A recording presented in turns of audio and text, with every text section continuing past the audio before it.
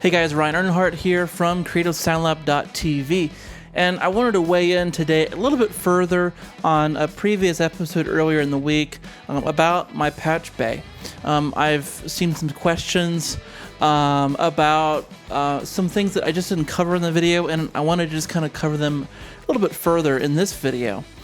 Now, one of the questions is do I not just patch the snake directly into the patch bay? How come I have the snake, the audio snake, going into the preamps first? And as you can see here, I have, let's see, here's the audio snake. So this is my audio snake right here. And that's split off into the 4 top channels. So we have TB12, TB12, WA12, WA12. We can see that this is channel 12, channel 11, channel 10 I'm speaking into right now, and then channel 9. So they're coming in from the live room, going directly into the preamp. So if I wanted to say, oh, I wanted to try out a different preamp on the guitar tracks that we're doing, well, I would have to basically go into the live room or to the microphone and literally unplug it and plug it into a different channel. Same thing with the bottom stuff is channels 1 through 8 are going to the 7-circle audio preamps right down there, and same kind of deal. They're just hardwired in. To be honest, I kind of know what sound I want before I go and try to get it. So if I know I want a particular sound, I know exactly the mic, the setting, at least the tone of, say, the guitar that I should be asking for. That's a point where I say, okay, can we try a different guitar? Maybe this isn't working. And then from there, I'm building the tone down the line. So I'm thinking, okay, this tone would work great with, say, the 421 plugged into, say, the WA12, pushed hard, or maybe it's a clean tone that's got a lot of different dynamic more frequency. And so maybe I want to go into maybe the TB12, or maybe I want to push the mids on the channel, so I use the 7-circle pre's. So I pretty much know where I want to go with things, so I don't really have to do a lot of like hot swapping. That's just kind of a personal preference for me, is that I know pretty much what I want to plug into when I'm going in the live room in the first place. I do a lot of exploring, a lot of tests. Over time, I realize, oh, this gives you this, that gives you that. And so I don't have to do a lot of hot swapping of preamps and stuff. And really, the biggest thing is just simplicity at the patch bay. So some of you are asking, hey, why don't I have the snake going into the patch bay?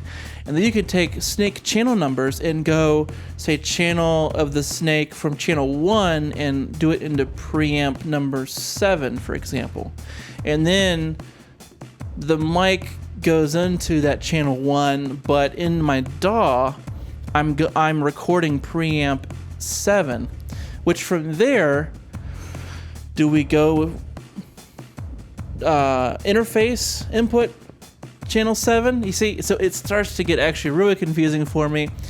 Sessions can be confusing enough, and you don't want to waste people's time. If you get confused, you have to retrace your steps. It's just a big time waster. So a lot of times it's like, boom, I know this pre is always in this channel. The only place it would change in the recording option, where I'm recording channel 1 going into mic pre 1, but say going into the DAW, it's some other input, is that maybe I'm splitting it, or I'm using, I don't know, like at the patch bay, I'm actually plugging into some different plug.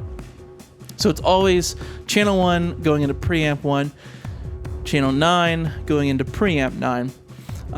This also has a great benefit for like phantom power, so it just keeps things real simple. I like to use ribbons, so I don't want to fry a mic like the modded SM57 that I have. There's no protection on that mic. There's no transformer, so I like to keep track of what I have going on in the studio just to make sure I don't do something stupid. So that's kind of a few top reasons why I don't involve a patch bay in switching up mics to mic pre's.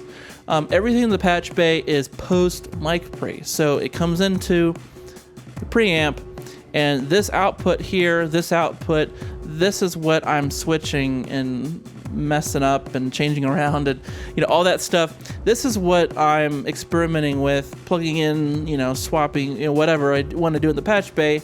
This is the signal. This signal is straight from the mic here, going right into the mic pre.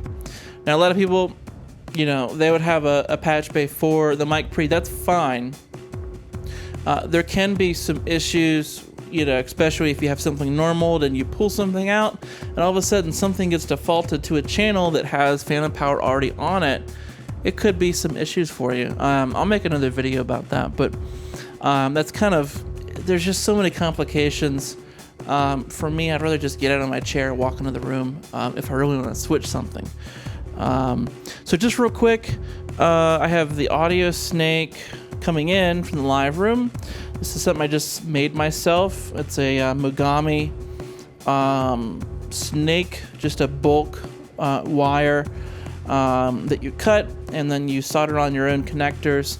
And this is going into mic pre's. The mic pre's are going to the patch bay, but those are normaled when there's nothing connected to automatically come right back out into the bottom row of my interface here. So it's coming right in here. So just like a waterfall, water flows over and down, so is the flow of audio.